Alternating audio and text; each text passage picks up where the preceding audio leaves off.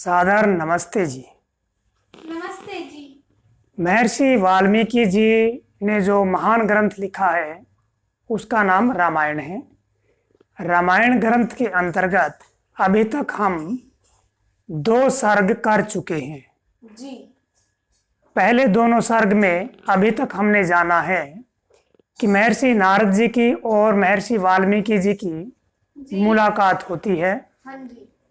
उसके आधार पर महर्षि वाल्मीकि जी संसार के महानतम पुरुष के बारे में पूछते हैं। हाँ जी। मुनिवर नारद जी के द्वारा श्री राम जी का परिचय दिया जाता है। जी।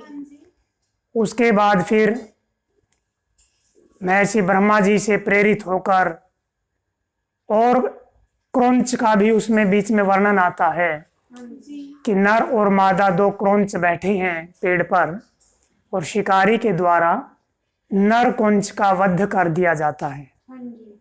और मादा क्रौंच बड़ी व्याकुल हो जाती है। जी। तो अनायास ही महर्षि वाल्मीकि जी के मुख से श्लोक निकलता है जी। और वह श्लोक काव्य की दृष्टि से अति उत्तम है। हाँ जी। तो फिर उस श्लोक पर बार बार विचार करने पर अपने शिष्य भारद्वाज जी से विचार विमर्श करते हैं। फिर महर्षि ब्रह्मा जी वहां पर आ जाते हैं, उनसे विचार विमर्श होता है जी। और नारद जी के साथ में जो वार्तालाप होती है ब्रह्मा जी से, उस विषय में बातचीत होती है। फिर ब्रह्मा जी भी महर्षि वाल्मीकि जी को रामायण को लिखने के लिए प्रेरित करते हैं।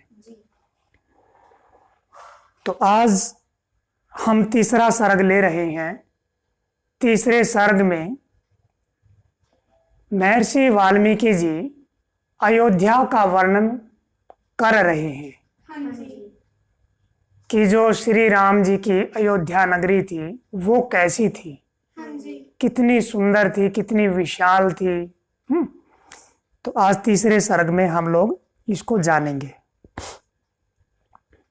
कथा का आरंभ होता है। कोसलो नाम मुदितः सफीतो जनपदो महान निविष्टः सरयू तीरे प्रभूत धन धान्यवान। पहले ही श्लोक में कितनी सुंदर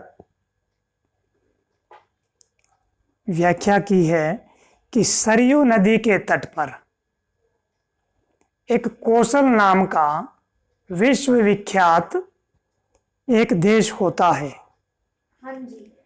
और इस देश के बारे में कहा जाता है कि यह देश बहुत ही समृद्ध था, हाँ जी। बहुत वैभवशाली था, धन धान्य से भरपूर था। हाँ जी। फिर अगले श्लोक में कहा है कि अयोध्या नाम नगरी तत्र आसीत लोक विश्रुता मनुना मानवेंद्रेण या पुरी निर्मिताश्वम। वहां विश्व प्रसिद्ध अयोध्या नाम की नगरी थी। हाँ जी। कहां पर थी? कौशल देश में, जिसे मनुष्यों में श्रेष्ठ महाराज मनु ने स्वयं बसाया था। हाँ जी। तो अयोध्या को किसने बसाया था? महाराज मनु जी ने। आयता 10 च 2 च योजनानि महापुरी श्रीमती त्रीणि विस्तीर्णा सुविभक्त महापथा। अब ये जो अयोध्या नगरी है इसकी लंबाई चौड़ाई के बारे में बता रही है। वह शोभाशालिनी महापुरी जो अयोध्या है उसकी लंबाई कितनी थी? 12 योजन। 1 योजन में 5 मील होते हैं, तो कितनी लंबाई हुई? 60 मील की। और चौड़ाई कितनी हुई? तो इसमें बताया 3 योजन की चौड़ाई हुई, यानी 15 मील की उसकी चौड़ाई हुई। तो वर्गाकार होगी आयताकार? आयताकार, रेक्टेंगल जिसको बोल देते हैं, शेप उसकी ऐसी हुई ना। तो लंबाई कितनी हुई? लगभग 60 मील और चौड़ाई 15 मील। और उसमें बड़ी बड़ी सुंदर चौड़ी चौड़ी लंबी सड़कें बनी हुई थी और उसके दोनों तरफ हरे भरे वृक्ष थे। राजमार्गेण महता सुविभक्तेन शोभिता मुक्त पुष्प अवकीर्णेन जलसिक्तेन नित्यशः। यह राजधानी एक विस्तृत राजपथ से सुशोभित थी।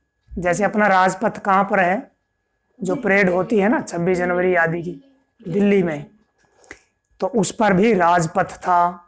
महलों के सामने, जैसे भी राष्ट्रपति भवन के सामने है, तो वहां पर भी ऐसे ही जो वहां के राजमहल थे महाराजा श्री रामचंद्र जी के और अन्य राजाओं के, तो उसके आगे भी राजपथ था। और इस राजपथ से अनेक सड़कें निकाली गई थी और सड़कों पर सुबह पानी छिड़का जाता था और रंग बिरंगी रंगोलियां बनाई जाती थी, पुष्प आदि बिखेरे जाते थे। ताम तु राजा दशरथो महाराष्ट्र विवर्धनः पुरीम आवासयामास दिवि देवपतिर्यथा। इस पुरी में राज्य को समृद्ध करने वाले महाराज दशरथ बहुत शांति से राज किया करते थे और संपूर्ण प्रजा वहां पर आनंद में रहती थी। और ऐसा कहते हैं कि महाराज दशरथ का राज ऐसे था जैसे त्रिविष्टप में अर्थात स्वर्ग में इंद्र बसते हैं।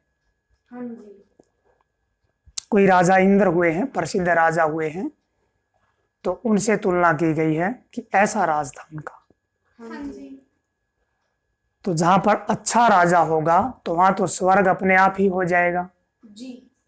कोई बुरे कर्म करेगा, पाप कर्म करेगा, तो दंड व्यवस्था वहां की मजबूत होगी। और जहां पर जिस नगर में, जिस देश में जहां का संविधान कठोर दंड का व्यवधान करता है, दुष्टों को दंड देता है, तो वहां पर दुष्ट लोग जल्दी से दुष्टता नहीं करेंगे, तो शांति वहां पर अवश्य कायम रहेगी। कपाट तोरणवतीम सुविभक्तांतरापणाम सर्वयंत्र आयुधवतीम श्वेताम सर्वशिल्प भी। यह नगरी तोरण द्वारों और सुंदर चौड़े बाजारों से युक्त थी। सब प्रकार के यंत्र वहां पर विद्यमान थे और नाना प्रकार की शिल्प विद्या का वहां पर परिचय दे रही थी। ये जो नगरी थी हर तरफ, जैसे जयपुर में आप लोग गए हैं कभी, तो जयपुर को क्या बोलते हैं,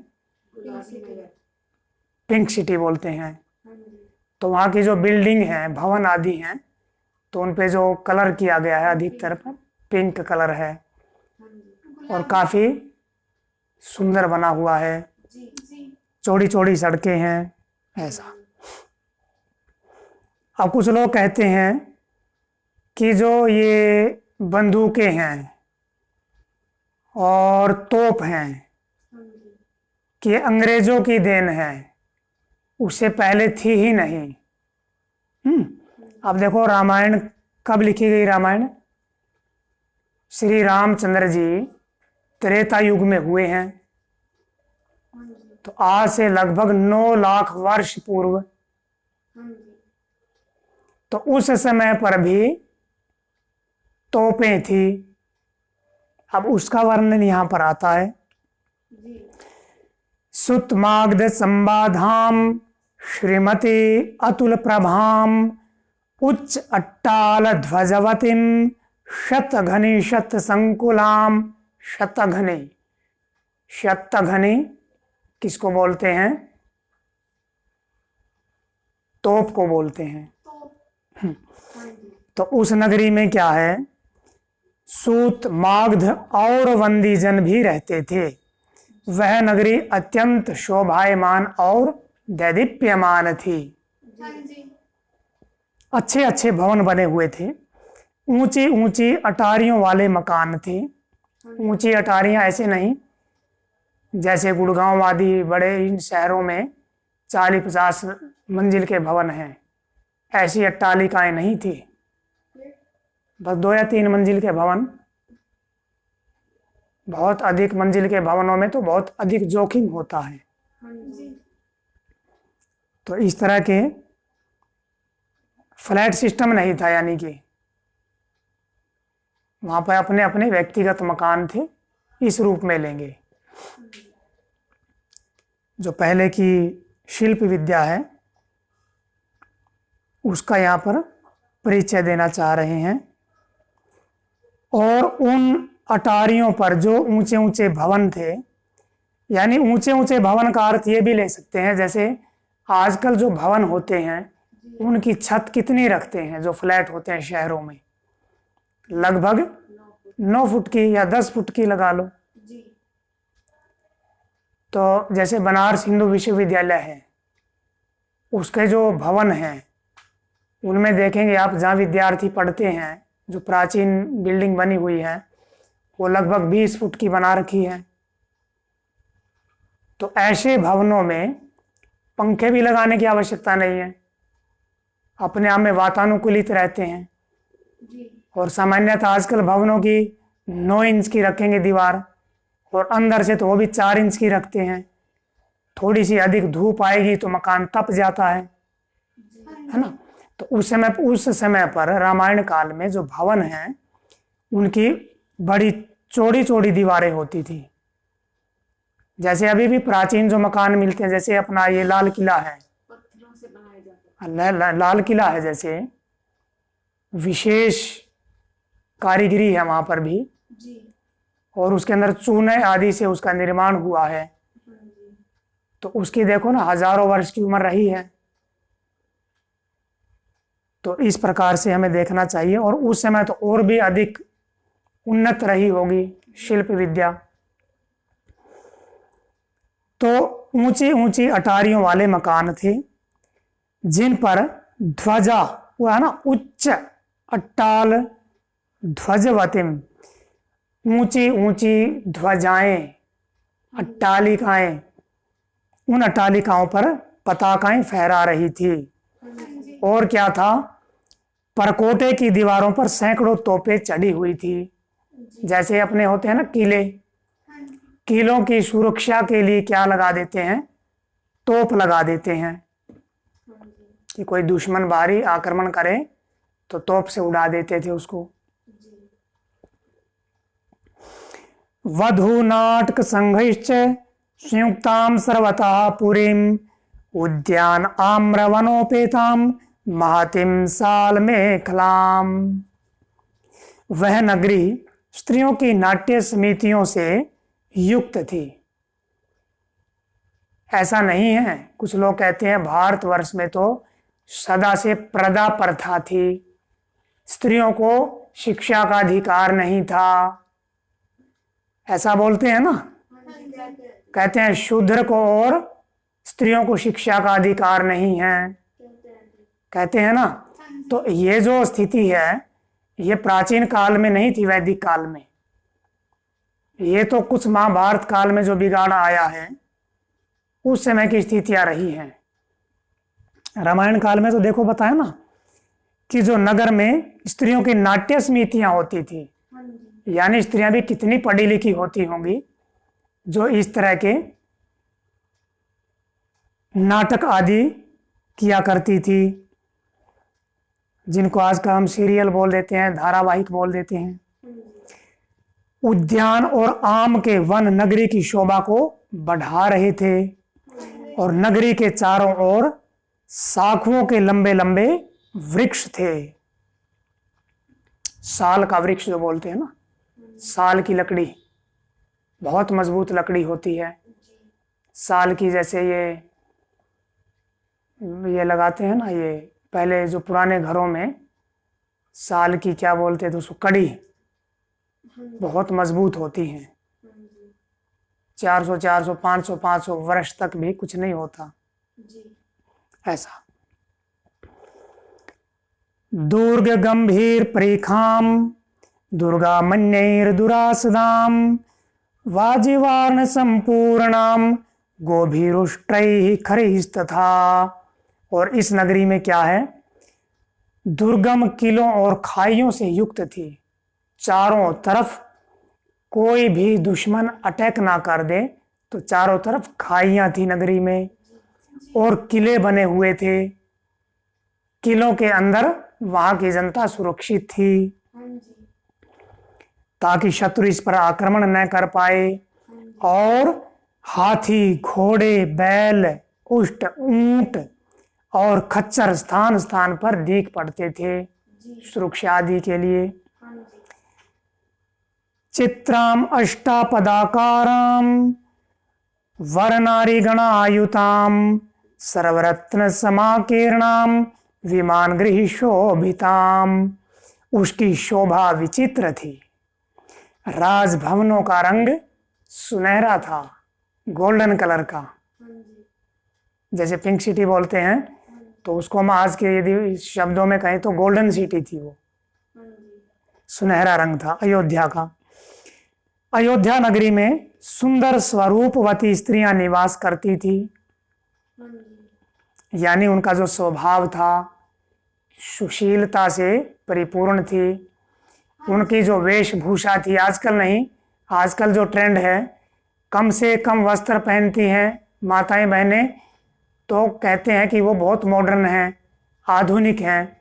ऐसा नहीं था। हाँ जी। जैसे राजस्थान में अभी भी हम देख सकते हैं जो वहाँ की राजपूत महिलाएं हैं उनके एक विशेष परिधान रहता है। हमने देखा जयपुर में एक शायद झोटवाड़ा करके कोई स्थान है, अच्छा जी। ऐसा कुछ नाम है, तो वहाँ पर हम गए तो वहाँ पता लगा कि वहाँ की जो राजपूतों की परिधान है, वहाँ मार्केट भी है किस तरह की, और वहाँ की जो स्त्रियां हैं आज भी पूरा तन अपना ढांप कर रखती हैं। तो इस रूप में ले सकते हैं। तो महिलाओं के ऊपर तो शालीनता से परिपूर्ण व्यक्तित्व ही अच्छा लगता है, और उसके लिए जो पोशाक है वो भी अपना एक महत्व रखती है, पोशाक की भी भूमिका रहती है। दुन्दुभिर्मृदङ्गश्च वीणाभिः प्रणवैस्तथा नादितां भ्रीष्मयत्यर्थं पृथिव्यां ताम्नुत्तमाम्। वह नगरी नगाड़े, मृदंग, वीणा और प्रणव आदि बाजों की ध्वनि से सदा प्रतिध्वनित हुआ करती थी। पृथ्वी तल पर उसकी टक्कर की कोई दूसरी नगरी नहीं थी। यानी शास्त्रीय संगीत की भी वहां पर बहुत सारी पाठशालाएं थी। हाँ जी। और वहां पर शास्त्रीय संगीत में क्या क्या आता है आपका, गायन, वादन आदि, नृत्य। नृत्य में कौन कौन सा नृत्य है आज भी, भरतनाट्यम आदि। आजकल का फुहड़पन नहीं, जो पॉप म्यूजिक जिसको कहते हैं, ऐसा नहीं। आजकल के म्यूजिक को, पॉप म्यूजिक को सुन करके भी आदमी को टेंशन हो जाती है, ऐसे बजेगा। और ये जो शादियों में लगा देते हैं, क्या बोलते हैं उसको, डीजे। गाय भैंस भी बेचारी, ये कोई गर्भवती होती है तो उसका बच्चा भी पेट में मरने की संभावना होती है, डीजे जो चलता है। ऐसे ऐसे संगीत हैं आजकल। और कोई वृद्ध व्यक्ति या अन्य कोई जो हृदय का रोगी है वो तो डीजे सुन करके दिल का बेचारा मर जाता है। लेकिन कुछ शरारती लोग कहें या उनको अज्ञानी लोग कहें, डीजे को बजाएंगे।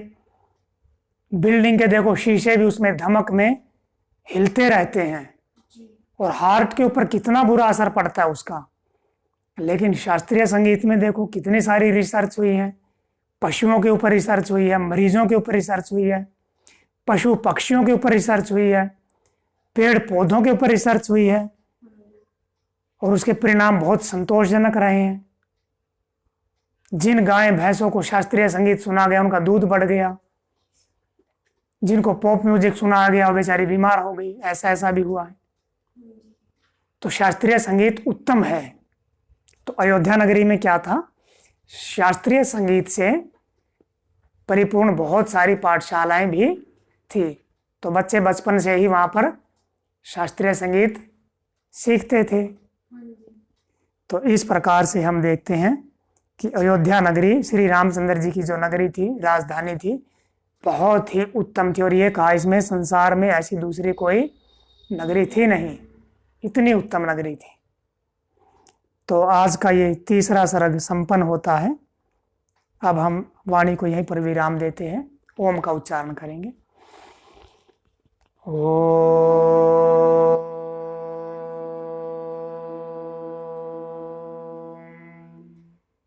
सबको सादर नमस्ते जी, सबका धन्यवाद।